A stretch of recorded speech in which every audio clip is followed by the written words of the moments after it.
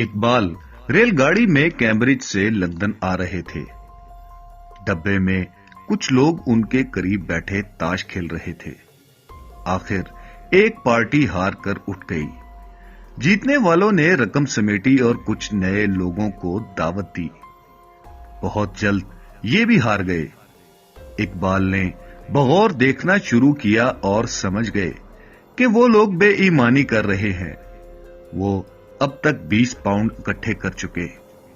अब इकबाल को दावत दी और ये फौरन तैयार हो गए।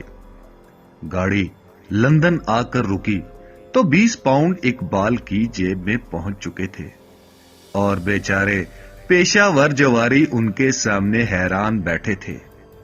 स्टेशन पर वो पीछे पीछे हो लिए और चापलूसी की बातें करने लगे ताकि किसी तरह रकम वापस मिल जाए। इकबाल ने धमकी दी कि अगर गायब न हुए तो पुलिस में पकड़वा दिए जाएंगे। तब वो टले और इकबाल शायद अब्दुल कादिर के पास आ गए।